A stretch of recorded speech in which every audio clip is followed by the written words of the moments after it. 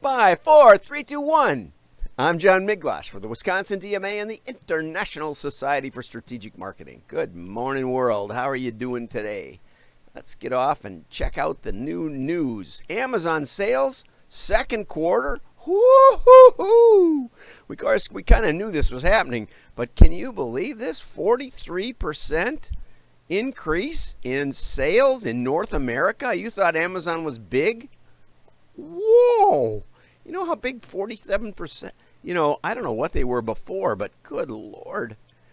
They're just crushing it. And a lot of it was because they could deliver. Now, you might say, yeah, and effectively the government shut down all their competition.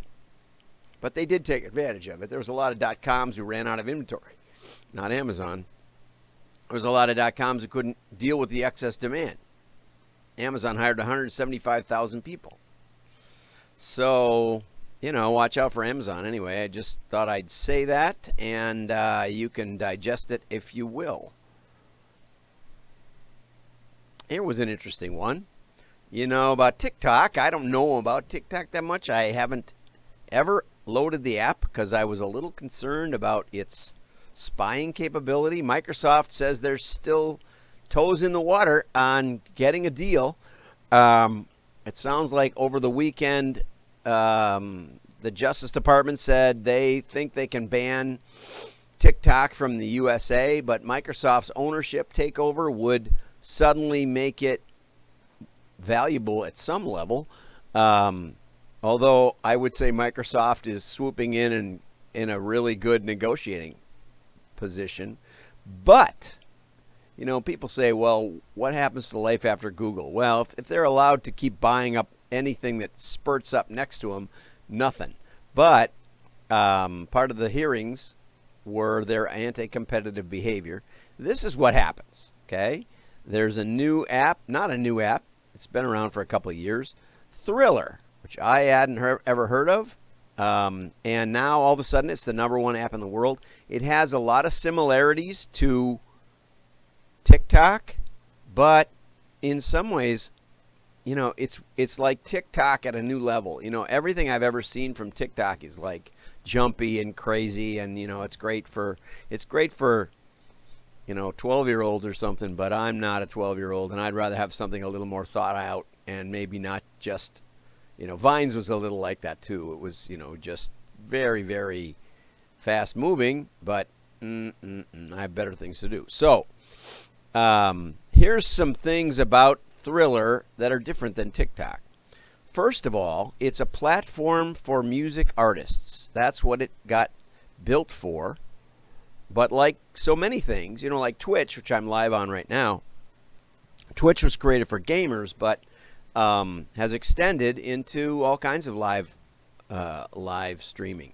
I like the idea of an more independent channel, so I may look into live streaming on Thriller. I don't like that Periscope is owned by Twitter. I don't like that Instagram is owned by Facebook. They kind of got you, and so this one is owned by Sony, Universal, and Warner Brothers. So they have a very vested interest in keeping the tent open. So somebody said TikTok is America's Got Talent, Thriller is MTV. And part of the reason we liked TikTok, or we liked America's Got Talent, is because of the incompetent acts. Some of my kids tried out for America's Got Talent, and they were too good for America's Got Talent. They basically were told that. They sounded too professional. MTV, never been much of a subscriber to that, but it was well-established people who knew what they were doing. So Thriller's AI edge is to seamlessly edit music with videos and photos, and when you add music to your video, anytime that gets played, the artist benefits. So it's got embedded in it, rather than, the YouTube model is basically go after you every time you accidentally have your music playing in the background. then they threaten to shut you down, and so you have to be careful to get rid of all music, everything.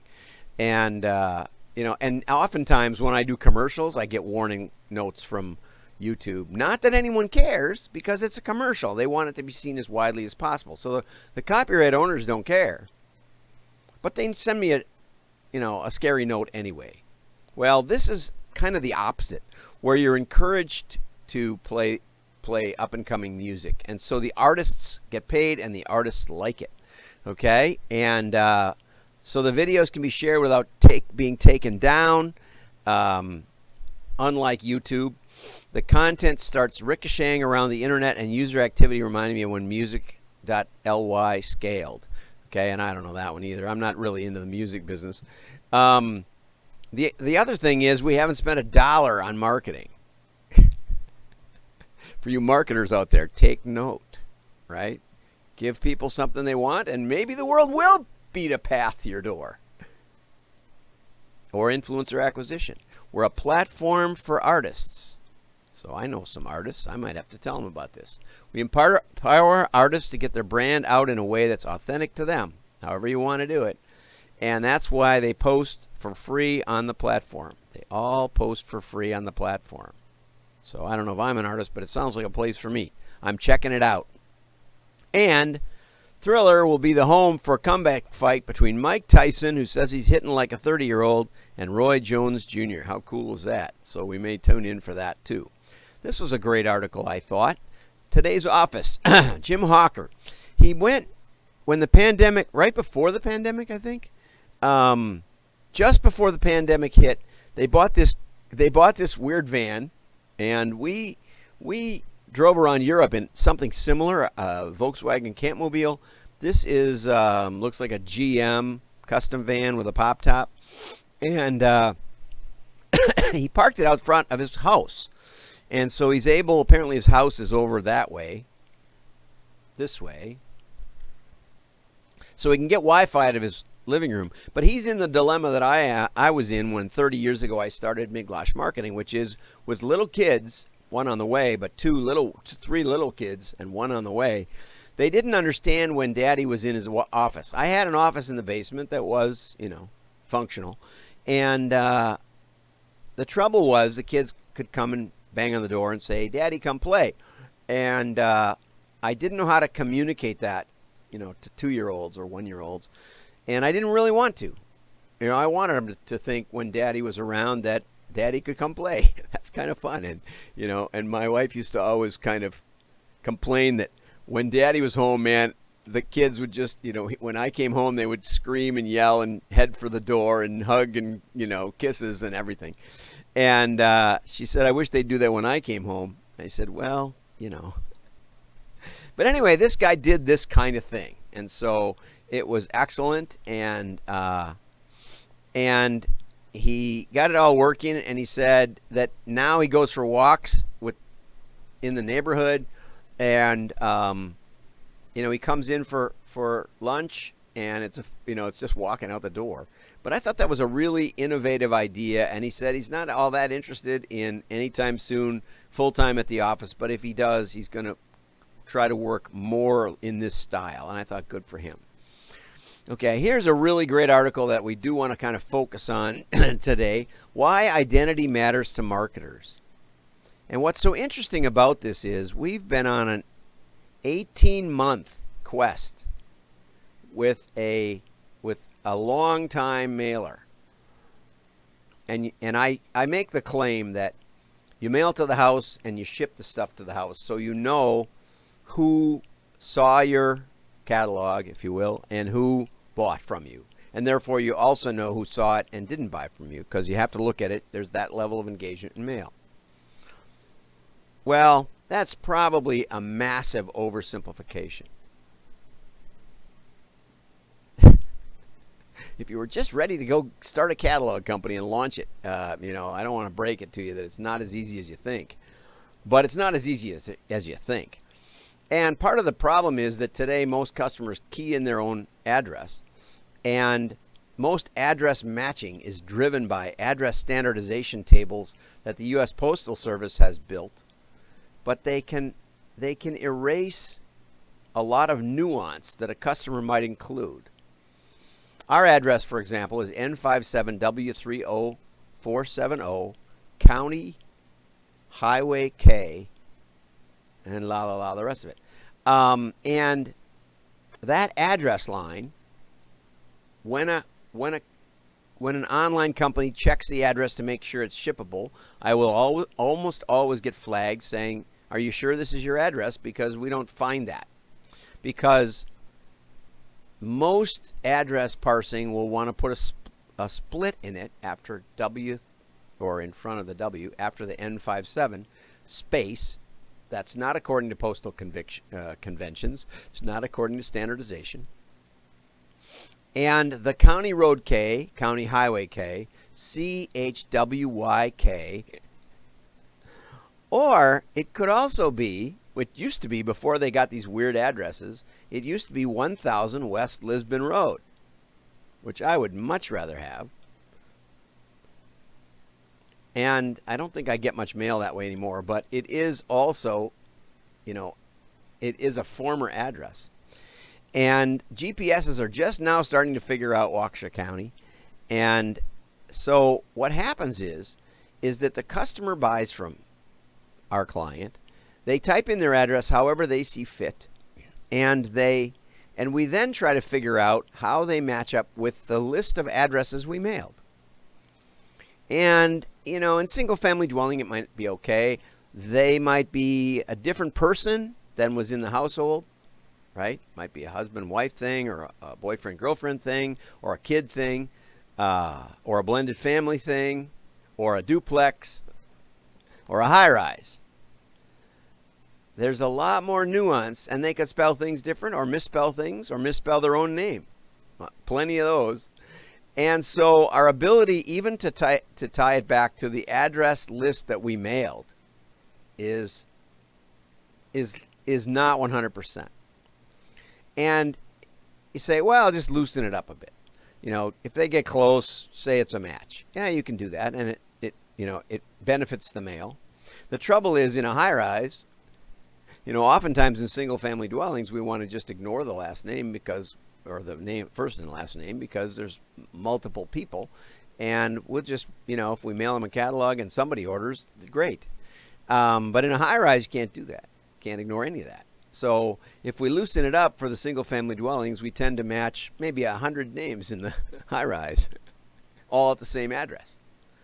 So it's complicated. Now, that is with physical address, which is highly standardized and controlled by the U.S. Postal Service. But this article is about digital, and Megan gives us a little insight. Basically says, marketers want to engage with real people. Identity has become highly politicized and divisive in digital advertising. This is almost completely impossible. Hate to say. So far today, I've been on one phone in 2 different locations, 2 different IP addresses, and 2 different computers. Who am I? My wife is also working on a different computer, same IP address, but sometimes I'm on her computer. Not too often, but sometimes. And so right off the bat, in a matter of minutes, we're back and forth with different computers. I have 3 main computers at home. I have 3 computers within arm's reach right now, plus my phone again. So, and, then you say, well, we'll track your email. Yeah, okay. So you track my email and, or my logins or whatever, or you leave cookies, which I regularly erase. I have cleaning tools. I also use Linux, which does have built-in VPN capability. So I could be in Russia, for all you know. So why does marketing care? Well, you could craft the personas. I've explained how difficult that is, because even if they're 100% right, they're dynamically changing, because my tastes are changing. Scuba diving was my very favorite thing to do, but I'm having trouble with climbing ladders now. And so I think my scuba diving days are over. I love my scooter, but it almost dropped, and so that may be, maybe there's a clock ticking on that interest. My interests vary all the time. So even my future self, my present self, and my past self are different. Vastly different. Vastly. I know it. And I don't know where my future self is going to end up. And you want to market to my future self. I know you do. That's what marketing is. It's looking for opportunities in the future.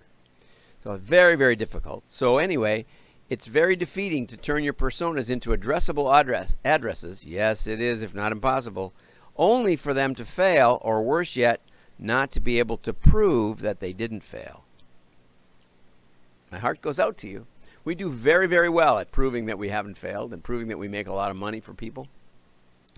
Identity can solve it. The duopoly gets it. The duopoly is the Google, Facebook world. But the problem is that if you are able to make an offer that gets people out of the walled garden of those two, you lose that. So it's very, very limited. You basically sell your soul to Facebook and Google, which may have a downside, right? So, customers come first. We talked about that last week. No customers, no business.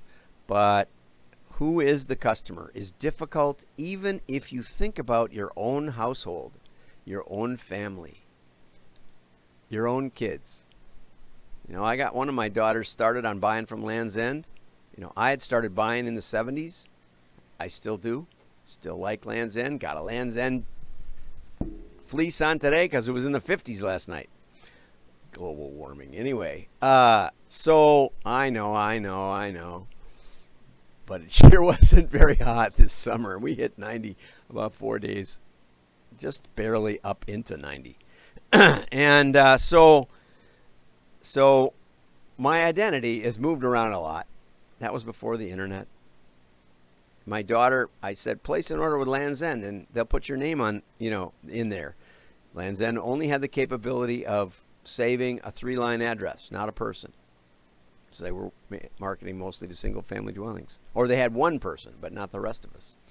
Very, very complex. Addressability. Yeah, how do you find them? Even if you build a customer persona, how the heck do you extract them? How do you know who's that persona? Because your database, especially the inactives, don't have a rich customer library. They don't have a data set. Not at all. So context does matter, but it comes second to identity. How do you do identity? And I have argued and will continue to argue that mail is the best foundation. It's the best place to start. Anchoring to an address is rational because you ship to the address. They buy your stuff. That's where the customer lives. And to the extent that you can do a quality job with that, you can move all of your knowledge, all that you learn and gain into the digital space. But don't try to go the other way around. And you say, well, we'll do address attribution. We'll do appending. It's in this article somewhere. The trouble is that that's spotty and almost always inaccurate. So we try to use gender, but husband and wife, which gender is the household? It's not a gender at a household level. We're going to be contacting a household level. You say, well, we don't have to do that. We can contact the individual. Yeah, okay, we already just covered that. So these are difficult issues.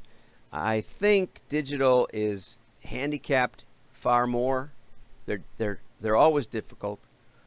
We'll keep chipping away at it. It does get better. We're learning every day. So like and share. Your friends will know you're smart. Have a great day. Bye-bye.